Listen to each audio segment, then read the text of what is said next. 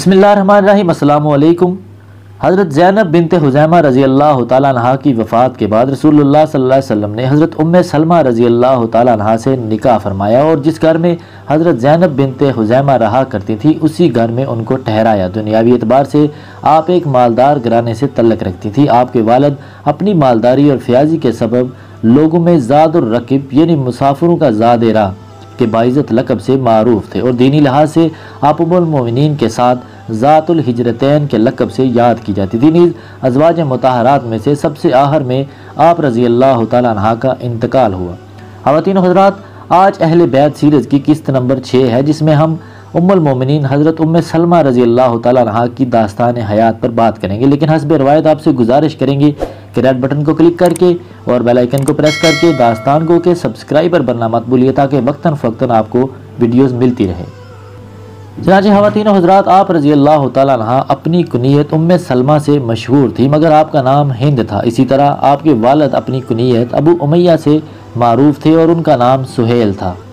آپ کے والد ابو امیہ قریش کے ایک ذی وجاہت اور ان میں ایک فیاضی اور صحیح شخصیت کی حیثیت سے جانے جاتے تھے۔ ان کی صحابت کا یہ عالم تھا، جب وہ سفر میں جاتے تو ان کے رفقائے سفر اپنے ساتھ زاد راہ لیے بغیر ان کے ساتھ سفر کرتے، اور ابو امیہ اپنی طرف سے ان سب مسافروں کی کفالت کرتے۔ اسی وجہ سے ان کا لقب زاد الرکب پڑ گیا، یعنی مسافروں کا زاد راہ۔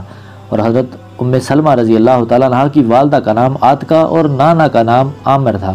آپ رضی اللہ تعالیٰ عنہ حضور صلی اللہ علیہ وسلم کے نکاح میں آنے سے پہلے اپنے چچا زاد بھائی عبداللہ بن عبد الاسد کے نکاح میں تھی، جو حضور صلی اللہ علیہ وسلم کے پھوپھی زاد بھائی ہونے کے علاوہ آپ صلی اللہ علیہ وسلم کے رضائی بھائی بھی تھے۔ آپ رضی اللہ تعالیٰ عنہ اور آپ کے شوہر یہ دونوں میاں بیوی ابتدائی اسلام میں ہی مسلمان ہو گئے تھے۔ دونوں نے اکٹھے حبشہ کی طرف ہجرت کی۔ وہاں اللہ تعالیٰ نے ان کو ایک بیٹا عطا فرمایا، جس کا نام انہوں نے سلمہ رکھا۔ بعد میں اسی بیٹے کی نسبت سے آپ رضی اللہ تعالیٰ عنہ ام سلمہ اور آپ رضی اللہ تعالیٰ عنہ کے شوہر ابو سلمہ کی کنیت سے معروف ہوئے۔ مکہ مکرمہ میں کفار مکہ کی بائیکاٹ والا صحیفہ جب پھٹ گیا تو یہ دونوں میاں بیوی مکہ واپس آ گئے، اور پھر جب آپ صلی اللہ علیہ وسلم نے صحابہ کو بیعت عقبہ کے بعد مدینہ منورہ کی ہجرت کر جانے کی اجازت دی، تو ان دونوں حضرات نے مکہ مکرمہ میں اپنا گھر بار چھوڑ کر مدینہ کی جانب ہجرت شروع کر دی، اور اس ہجرت میں یہ دونوں اکٹھے بھی نہ جا سکے، چاروں ناچار الگ الگ جانا پڑا۔ حضرت ابو سلمہ کی ہجرت پہلے ہوئی، جبکہ حضرت ام سلمہ بعد میں مدینہ منورہ پہنچی۔ آپ نے بہت قربانی اور مشقت کے ساتھ یہ ہجرت کی۔ چنانچہ حضرت ام سلمہ فرمایا کرتی تھی، اسلام میں جتنی قربانیاں اور آزمائشیں ابو سلمہ کے اہل خانہ کو پیش آئیں، میرے علم کے مطابق اتنی کسی اور کے گھرانوں کو پیش نہیں آئی۔ آپ مدینہ منورہ پہنچ کر اپنے شوہر کے پاس رہنے لگی۔ وہاں اللہ تعالیٰ نے آپ حضرات کو ایک بیٹا عمر اور 2 بیٹیاں عطا فرمائی، جن میں سے ایک کا نام درہ اور دوسری کا نام زینب رکھا گیا۔ حضرت ابو سلمہ غزوہ بدر اور غزوہ احد دونوں میں شریک ہوئے۔ غزوہ احد میں ان کو ایک گہرا زخم لگا تھا، جو 1 ماہ علاج کرانے کے بعد ٹھیک ہو گیا تھا۔ اس کے بعد رسول اللہ صلی اللہ علیہ وسلم نے ان کو ایک اور لشکر میں بھیجا تھا۔ وہاں سے 1 ماہ بعد واپسی ہوئی اور وہ پچھلا زخم ہرا ہو گیا، جو آپ کی وفات کا سبب بنا۔ چنانچہ جمہور کے نزدیک آپ رضی اللہ تعالیٰ عنہ نے 8 جمادی الثانی سن 4 ہجری کو انتقال فرمایا۔ حضرت ام سلمہ اور ابو سلمہ کی آپس میں بہت ہی زیادہ محبت تھی، چنانچہ ابو سلمہ نے اپنی وفات سے پہلے حضرت ام سلمہ کو بلا کر ان کے حق میں یہ دعا کی، اے اللہ میرے بعد ام سلمہ کو مجھ سے بہتر شوہر دینا، جو ان کو نہ تکلیف دے اور نہ کوئی دکھ پہنچائے۔ حضرت ام سلمہ فرماتی ہیں، جب ابو سلمہ کا انتقال ہو گیا تو میں سوچتی تھی کہ ابو سلمہ جیسے شوہر سے بڑھ کر میرے لیے اور کون شخص بہتر ہوگا۔ میں اسی سوچ میں کچھ عرصہ رہی کہ بالآخر سب سے بہتر شخص یعنی رسول اللہ صلی اللہ علیہ وسلم نے مجھے نکاح کا پیغام بھیجا، اور آپ صلی اللہ علیہ وسلم سے میرا نکاح ہو گیا۔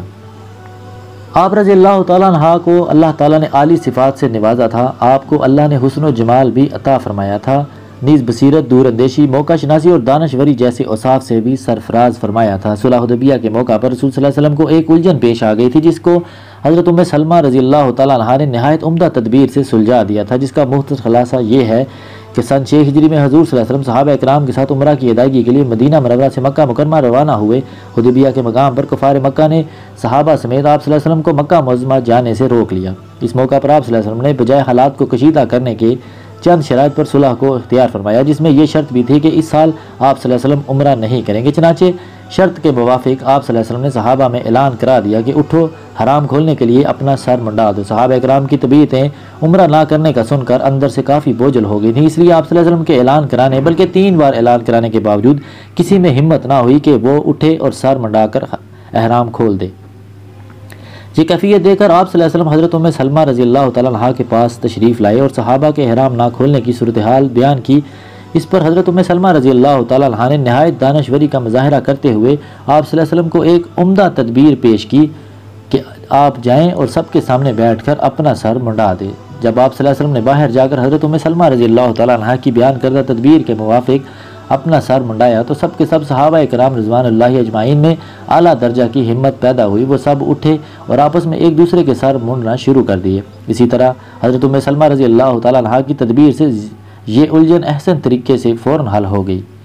حضور صلی اللہ علیہ وسلم کے زیادہ شادیاں کرنے میں جہاں اور بہت سی حکمتیں اور دینی مصلحتیں تھیں، وہاں ایک حکمت یہ بھی تھی کہ ازواج مطہرات ہر وقت آپ صلی اللہ علیہ وسلم کے ساتھ رہنے کی وجہ سے آپ صلی اللہ علیہ وسلم کے ارشادات اور تعلیمات، ہاں وہ گھر کے زندگی کے متعلق ہوں یا اس کے علاوہ ہوں، کو محفوظ کر کے امت تک پہنچاتی رہیں۔ چنانچہ حضرت ام سلمہ رضی اللہ تعالیٰ عنہا بھی جب آپ صلی اللہ علیہ وسلم کے نکاح میں آ گئیں تو وہ بھی برابر آپ صلی اللہ علیہ وسلم کے ارشادات کو محفوظ کرتی رہیں اور آپ سے سوال کر کے علم دین سیکھتی رہیں، اور پھر اس علم کو انہوں نے خوب پھیلایا۔